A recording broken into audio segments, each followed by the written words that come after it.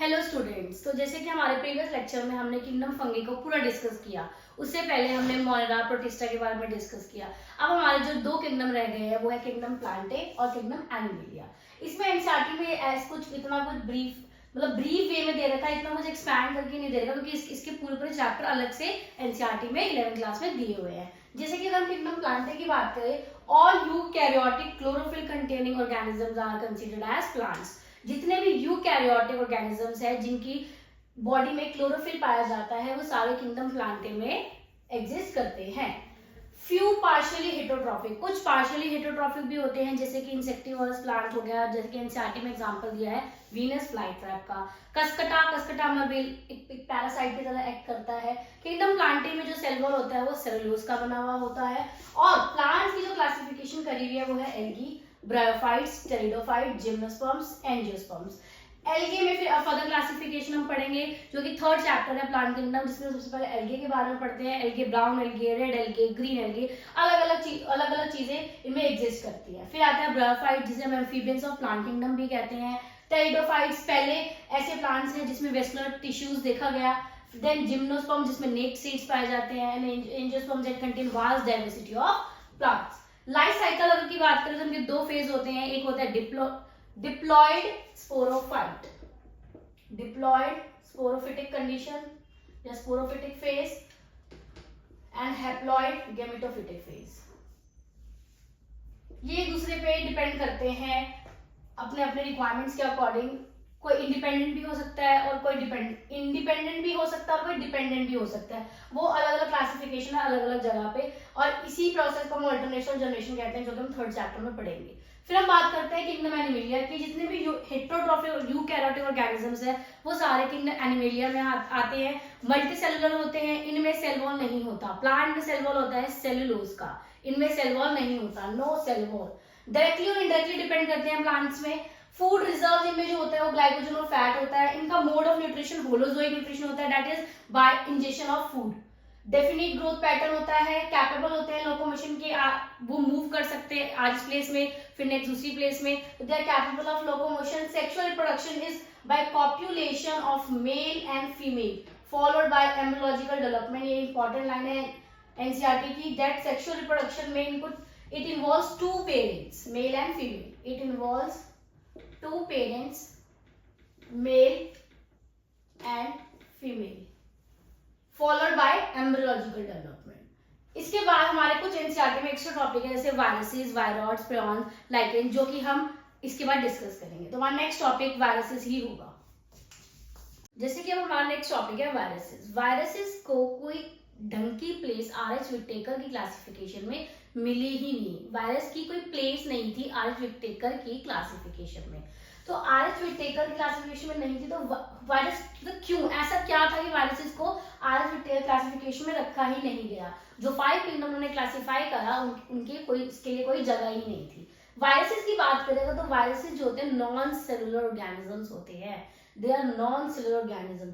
Viruses जब तक host के अंदर नहीं होते दे आर डेड, और जब वो होस्ट के अंदर आकर होस्ट की मशीनरी को यूज करते हैं then they are called live organisms.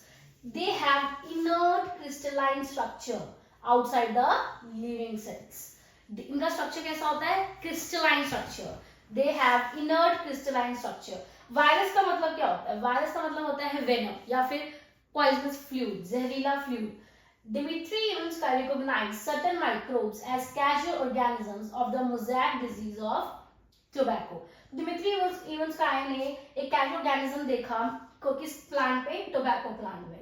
इन्होंने देखा कि ये बैक्टीरिया से स्मॉलर है, they are smaller than bacteria, क्योंकि ये पास हो चुके थे फिल्टर से। So viruses are smaller than bacteria because they can be pass through filters. Then M.W. Bejneric demonstrate that the infected plants of tobacco can cause infection in healthy plant named virus. अब हमें इसमें सबसे main जो है ये बहुत important है, statement में भी आ सकता है और मैचिंग में भी किसने क्या कंट्रीब्यूशन दिया। डिमिट्री एवंस ने टोबैको से रिलेटेड वर्क करा। M.W. बेजनेरिक ने डेमोन्स्ट्रेट किया कि इन्फेक्टेड प्लांट्स जो है वो इन्फेक्शन कर सकते हैं हेल्दी प्लांट्स में भी। अगर कोई प्लांट इन्फेक्टेड है तो दूसरे प्लांट को भी इफेक्ट करेगा। देन उसके बाद इन्होंने फ्लूइड को जो उन्होंने डिस्कवर किया, उन फ्लूइड का नाम दिया कंटेंजियम वीवम फ्लूइडियम, जिसका मतलब होता है पॉइजनस फ्लूइड या इन्फेक्शियस फ्लूइड। देन हमारे थर्ड साइंटिस्ट का नाम आता है W.M. स्टैनले, जिन्होंने ये शो करा कि viruses are crystalline in nature and largely made up of proteins. W.M. Stanley show that viruses could be crystallized and consist largely of proteins. और हमें एक चीज याद रखनी है, एक स्टेटमेंट बहुत इंपॉर्टेंट रहती है, viruses are obligate parasites. Viruses obligate parasites होते हैं। ऑब्लिगेट पैरासाइट्स एक इंपॉर्टेंट वर्ड है जो आपको याद रखना, स्टेटमेंट बेस में आ सकता है, तो सिंपल से याद रखो, वायरसेस आर ऑब्लिगेट पैरासाइट्स। अब इनमें क्या स्ट्रक्चर होता है, इनका जीन डीएनए स्ट्रक्चर कैसा होता है, प्लांट में कैसा पाया जाता है, एनिमल्स में कैसा पाया जाता है, अब हम इनके बारे में डिस्कस करेंगे, कौन कौन सी डिजीज करते हैं, फिर बैक्टीरियोफेज क्या होता है, तो इस टॉपिक के बाद वो चीज डिस्कस करेंगे। देन हमारा फिर वायरॉइड्स प्रियॉन का टॉपिक आएगा, तो हम डिस्कस करते हैं नेक्स्ट इसके आगे का।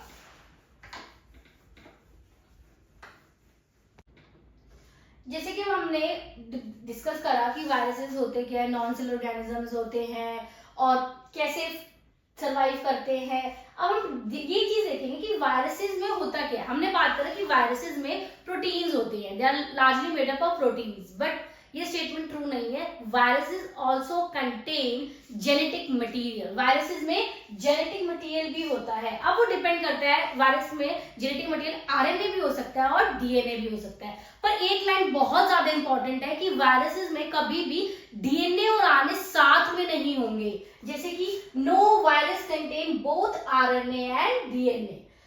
Virus is a nucleoprotein and genetic material is infectious. तो अगर वायरस की बात करें तो इनका इन्फेक्शियस पार्ट जेनेटिक मटेरियल होता है। अगर वायरस प्लांट्स को इन्फेक्ट कर रहा है तो वो सिंगल स्ट्रैंडेड आरएनए होगा। अगर वो वायरस एनिमल्स को इन्फेक्ट कर रहा है तो उनका जेनेटिक मटेरियल या तो सिंगल डबल स्ट्रैंडेड आरएनए हो सकता है या फिर डबल स्ट्रैंडेड डीएनए। तो ये बहुत इंपॉर्टेंट है, कभी कभी इनमें भी कंफ्यूजन क्रिएट हो जाती है। अगर हम बैक्टीरियल वायरसेस की बात करें कि कुछ वायरस ऐसे होते हैं जो बैक्टीरिया को इन्फेक्ट करते हैं, दैट कॉल्ड एज बैक्टीरियोफाज।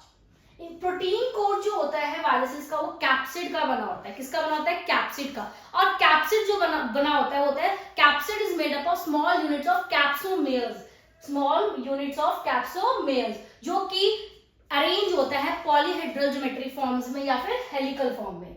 तो the protein code capsid made up of small units called capsomeres arranged in a helical or polyhedral forms।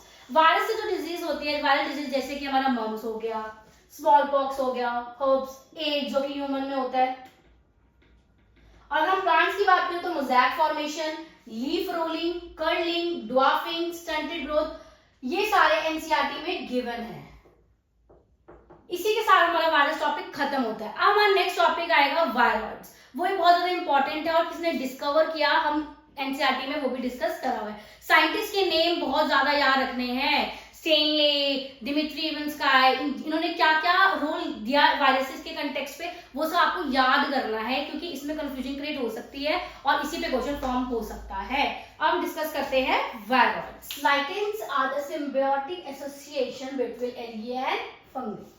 अब इसमें दो कंपोनेंट्स होते हैं जो कि होती है एल्गे और फंगी। अगर हम एल्गे कंपोनेंट की बात करें तो they are called as phycobiont, they are called as phycobiont. अगर हम फंगी की टर्म्स में बात करें तो उनका जो कंपोनेंट होता है, fungal component is called as mycobiont. क्या कहते हैं? माइकोबियॉन्ट। फाइकोबियॉन्ट ऑटोट्रॉफिक होते हैं जो कि फूड को प्रिपेयर करते हैं फंगी के लिए, और उसी जगह माइकोबियॉन्ट हेटरोट्रॉफिक होते हैं जो कि शेल्टर और मिनरल्स और वाटर प्रोवाइड करते हैं एल्गी को। Lichens are good pollution indicators. ये बहुत इंपॉर्टेंट है कि लाइकेन्स गुड पोल्यूशन इंडिकेटर्स है। लाइकेन्स वहीं ग्रो करेंगे जहां पे पोल्यूशन नहीं होगा।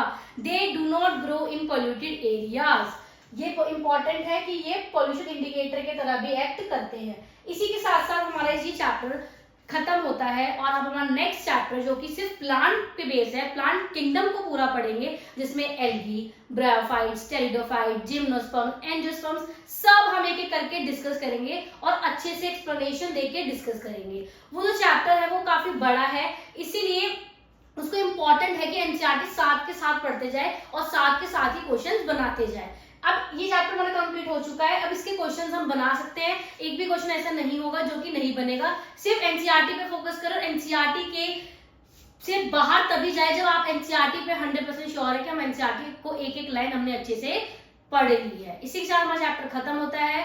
Bye and please subscribe my channel. तो जैसे कि हमने डिस्कस किया वायरसेस के बारे में, वैसे उसी वायरस के दूसरा तरीके का ऑर्गेनिज्म जो होता है वो होता है वायरॉइड्स। वायरॉइड्स किसने डिस्कवर किया? टीओ डीनर ने डिस्कवर किया वायरसेस को। T O Diener discovered viruses. They are smaller than viruses. ये छोटे होते हैं वायरसेस से और क्या कॉज करते हैं? Potato spindle tuber diseases. ये इंपॉर्टेंट है।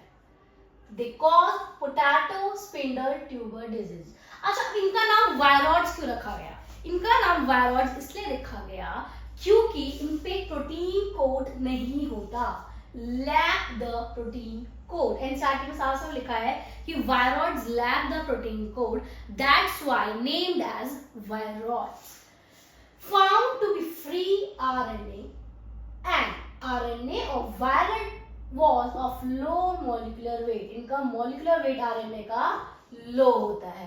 इसके अलावा कोई भी एक्स्ट्रा लाइन आपको एनसीईआरटी में नहीं मिलेगी। सिर्फ 1 2 3 4 5 सिर्फ 5 लाइन्स और टॉपिक क्लियर। इसके बाद हमारा नेक्स्ट टॉपिक आता है प्रॉन्स का। दे कंसिस्ट ऑफ एबनॉर्मली, ये बहुत इंपॉर्टेंट है, नॉर्मली नहीं abnormally folded proteins. They consist of abnormally folded protein. They have similar size like viruses. Similar size होता है viruses का। जो डिजीज ये कॉज करते हैं, जो देखा गया है, वो है bovine spongiform encephalopathy, BSE। Cattle में मैड काउ डिजीज होता है और ऐसा ही वेरिएंट, एनालॉगस वेरिएंट ह्यूमंस में जो पाया जाता है वो होता है जैकॉब डिजीज, जिसको हम कहते हैं CJD। प्रियॉन्स में सिर्फ ये इंपॉर्टेंट है। इसके बाद हमारा जो लास्ट टॉपिक बचता है वो है लाइकेंस। लाइकेंस देखो बच्चों, हमने पहले भी पढ़ा था कि लाइकेन जो होते हैं सिम्बियोटिक एसोसिएशन बनाता है और उसमें फाइकोबियन माइकोबियन दो तरह के कंपोनेंट होते हैं जो कि म्यूचुअली एक दूसरे को बेनिफिट प्रोवाइड करते हैं। हमारा लास्ट टॉपिक है लाइकेंस। अब लाइकेंस डिस्कस करने के बाद चैप्टर हो जाएगा खत्म।